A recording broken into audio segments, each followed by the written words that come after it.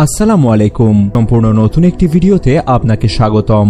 আজকের এই ভিডিও থেকে আপনি জানতে চলেছেন হযরত আদম আলাইহিস সালামের জন্মের পরপরই কেন বিড়াল সৃষ্টি করা হয়েছিল। জানলে আপনি রীতিমতো চমকে উঠবেন। তবে মূল ঘটনা শুরুর আগে বলে রাখছে, এমন ইসলামিক ও বিস্ময়কর সব ঘটনা জানতে আমাদের চ্যানেলটি অবশ্যই সাবস্ক্রাইব করবেন এবং বেল আইকনে ক্লিক করতে ভুলবেন না। আর আপনাদের মধ্যে কারা কারা বিড়ালকে খুবই পছন্দ করেন অবশ্যই কমেন্ট করে জানাবেন। মূল ঘটনায় আসা যাক। আমাদের প্রিয় নবী হযরত মুহাম্মদ সাল্লাল্লাহু আলাইহি সাল্লাম বিড়ালের একটা গোপন বিষয় খুব ভালোভাবে জ্ঞাত ছিলেন। অবাক করার মতো বিষয় হলো, বিড়াল যেমন বুদ্ধিমান তেমনি তাদের একটা রহস্য লুকিয়ে আছে। মহানবী সাল্লাল্লাহু আলাইহি সাল্লাম একদা নিজের সৈন্যবাহিনীর সাথে যুদ্ধে যাচ্ছিলেন। তখন রাসূল সাল্লাল্লাহু আলাইহি সাল্লামের সামনে একটা বিড়াল চলে আসে এবং সে গর্ভবতী ছিল। আর এটি দেখে রাসূল সাল্লাল্লাহু আলাইহি সাল্লাম সাথে সাথে তার সৈন্যবাহিনীকে অন্য রাস্তায় ফিরিয়ে নিলেন, যাতে করে সেই গর্ভবতী বিড়ালের কোনো সমস্যা না হয়। আর একজন সাহাবীকে তার দেখাশোনার জন্য রেখে গেলেন, কারণ যুদ্ধের ময়দানে যাওয়ার চেয়ে সেই গর্ভবতী বিড়ালের পরিচর্যা করা অত্যন্ত জরুরি। সুবহানাল্লাহ। অতঃপর নবীজি সাল্লাল্লাহু আলাইহি সাল্লাম যখন তার কাজ রেখে নিজ বাড়িতে ফিরছিলেন, তখন সর্বপ্রথম যে রাস্তায় বিড়াল রেখে গিয়েছিলেন সেখানে পৌঁছালেন এবং পরক্ষণে সেই বিড়ালটিকে তার সঙ্গে করে নিয়ে যান। সেই বিড়ালের নাম রাসূল সাল্লাল্লাহু আলাইহি সাল্লাম রেখেছিলেন মাইজা। তারপর বাকি জীবন সেই বিড়ালকে তার সাথেই রেখে দিলেন। একবার নবী করিম সাল্লাল্লাহু আলাইহি সাল্লাম ফজরের নামাজের জন্য উঠলেন এবং দেখতে পেলেন সেই বিড়াল তার জায়নামাজের উপর শুয়ে আছে। শোনা যায় নবীজি সাল্লাল্লাহু আলাইহি সাল্লাম বিড়ালের ঘুম না ভাঙানোর জন্য জায়নামাজের সেই অংশটি কেটে নিয়েছিলেন। আল্লাহু আকবার। একটি হাদিসে নবীজি সাল্লাল্লাহু আলাইহি সাল্লাম বিড়ালের উপর অত্যাচার করতে নিষেধ করেছেন। রাসূল সাল্লাল্লাহু আলাইহি সাল্লাম বলেন, একজন মহিলাকে একমাত্র এই কারণে জাহান্নামের আগুন থেকে মুক্তি দেওয়া হবে যে তিনি একটা বিড়ালকে পানি পান করিয়েছিলেন। বিড়ালের ব্যাপারে রাসূল সাল্লাল্লাহু আলাইহি সাল্লাম 1400 বছর আগে যা বলে গিয়েছিলেন, আজ বিজ্ঞান বিভিন্ন যুক্তির মাধ্যমে তার সত্যতা প্রমাণ করতে পেরেছে। হযরত আদম আলাইহিস সালামের পর আল্লাহ রাব্বুল আলামিন সর্বপ্রথম দুটি জন্তুকে সৃষ্টি করেছেন, যার একটি হলো সাপ এবং অন্যটি হলো বিড়াল। আর এই বিড়ালের মধ্যে আল্লাহ রাব্বুল আলামিন বিশেষ কিছু গুণাবলী রেখে দিয়েছেন, যেসব গুণাবলীর মাধ্যমে মানুষ নানাভাবে উপকৃত হয়েছে।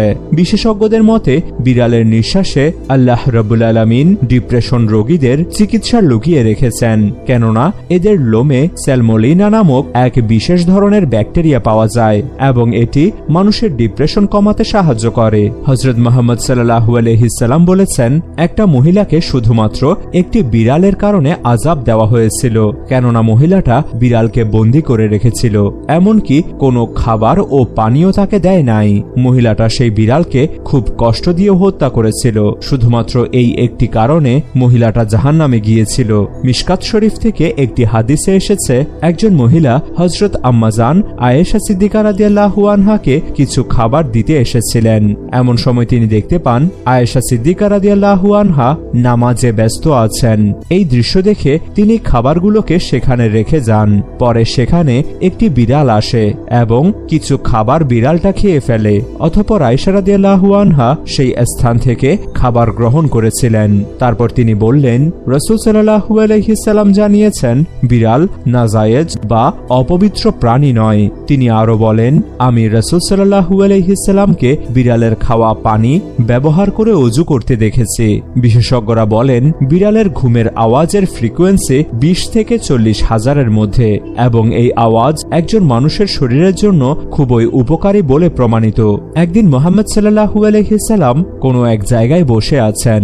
তার পবিত্র পরিচ্ছদের একাংশে একটি বিড়াল পরম ভালোবেসে ঘুমাচ্ছিল। প্রিয় নবী সাল্লাল্লাহু আলাইহি সাল্লাম তাকে টেনে তুলে দেন নাই, পোশাক ঝাড়া দেন নাই, লাথি মেরে তাকে দূরে সরিয়ে দেন নাই।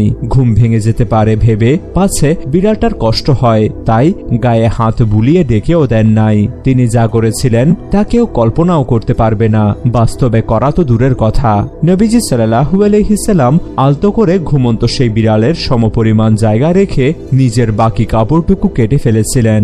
অতঃপর সেই ছেঁড়া পোশাকটি গায়ে চড়িয়েই দিব্যি নামাজে রওনা দিলেন। একদিন এক প্রসিদ্ধ সাহাবী বিড়াল ছানা কোলে নিয়ে খেলা করছিলেন। তিনি নতুন নয়, বেশ কয়েকবার বিড়াল কোলে নিয়ে আদর করতে করতে মসজিদে আসতেন। নবীজি সাল্লাল্লাহু আলাইহি সাল্লামের কাছে ধর্ম শিক্ষা গ্রহণ করতেন। কোলে বিড়ালকে আদর করতে থাকা অবস্থায় মুহাম্মদ সাল্লাল্লাহু আলাইহি সাল্লাম তাকে কাছে ডাকলেন, এই বিড়ালের পালনকারী, এদিকে আসো। ভদ্রলোকের ভ্রু কুঁচকে যায় নাই, সরল বোকা মানুষের মতো মুচকি হাসলেন। প্রিয় শিক্ষকের এই ডাকটা তার খুব মনে ধরল। সিদ্ধান্ত নিলেন নিজের নামটাকেই বদলে ফেলবেন। নবীজির ভালোবাসার নিদর্শনের দরুন আমরা সকলেই তাকে বিড়ালের পালনকারী বলে ডাকি। হাদিস শরীফের সর্বোচ্চ পরিশুদ্ধ বর্ণনাকারী হিসেবে তিনি আবু হুরায়রা নামে পরিচিত। আবু হুরায়রা শব্দের অর্থ হল বিড়ালের পালনকারী। মক্কা সহ অসংখ্য গুরুত্বপূর্ণ মসজিদে বিড়ালের অবাধ অনুপ্রবেশ রয়েছে। এরা প্রত্যেক ইবাদতকারীর পাশেই ঘুমায়, গা ঘেঁষে বসে থাকে যেখানে সেখানে। মানুষের আদর ভালোবাসায় লাই দিয়ে গড়া অদ্ভুত এক বিলাসপ্রবণ প্রাণী। কাবসা বিনতু কাব ইবনু মালিক রাদিয়াল্লাহু আনহু থেকে বর্ণিত, তিনি ছিলেন আবু কাতাদাহ রাদিয়াল্লাহু আনহুর পুত্রবধূ। আবু কাতাদাহ রাদিয়াল্লাহু আনহু তার নিকটেই ছিলেন। তিনি তার জন্য অজুর পানি ঢাললেন। একটি বিড়াল এলো এবং অজুর পানির পাত্র থেকে পানি পান করতে লাগলো, আর তিনি পাত্রটা সেই বিড়ালের জন্য কাত করে ধরলেন যে পর্যন্ত না তার পান করা শেষ হয়। কাবসা বললেন, তিনি আমার দিকে তাকিয়ে দেখলেন, আমি তার দিকে চেয়ে আছি। তিনি আমাকে বললেন, আমার ভাতিজি, তোমার কাছে কি আশ্চর্য লাগছে? আমি বললাম, জি হ্যাঁ। তখন তিনি বললেন, রাসূল সাল্লাল্লাহু আলাইহি সাল্লাম বলেছেন, বিড়াল নাপাক নয়, এটা তোমাদের আশেপাশে ঘন ঘন বিচরণকারী এবং বিচরণকারিণী। বিজ্ঞানীরা বিড়ালের উপর গবেষণা করে এই জিনিসটি আবিষ্কার করেছেন যে আজ থেকে প্রায় বহু বছর পূর্বে জঙ্গলের বিড়ালেরা খাবারের সন্ধানে মানুষের বসবাসের জমিতে আসতে শুরু করে। ওই সময় সেই সব জমিতে ইঁদুরের অনেক উৎপাত ছিল। তারা সেই সব ইঁদুরের পিছু করতে করতে এক সময় মানুষের বসতিতে এসে পৌঁছায়। এই কারণে মানুষ ও বিড়ালের মাঝে এক প্রকার সখ্যতা গড়ে ওঠে এবং তারা আস্তে আস্তে একে অপরের প্রতি আপন হয়ে পড়ে। বর্তমান সময়ে বিড়াল মানুষের পালিত প্রাণীর লিস্টে ১ নম্বর স্থানে রয়েছে। আমাদের প্রিয় নবী সাল্লাল্লাহু আলাইহি সাল্লাম ইরশাদ করেন, বিড়াল সর্বদা নাপাক বস্তু থেকে দূরে থাকার চেষ্টা করে। বিড়াল হচ্ছে এমন এক প্রাণী যে কিনা মানুষের আশেপাশে ঘুরতে পছন্দ করে। আমাদের প্রিয় নবী সাল্লাল্লাহু আলাইহি সাল্লামও বিড়ালের সাথে খুব ভালো আচরণ করতেন।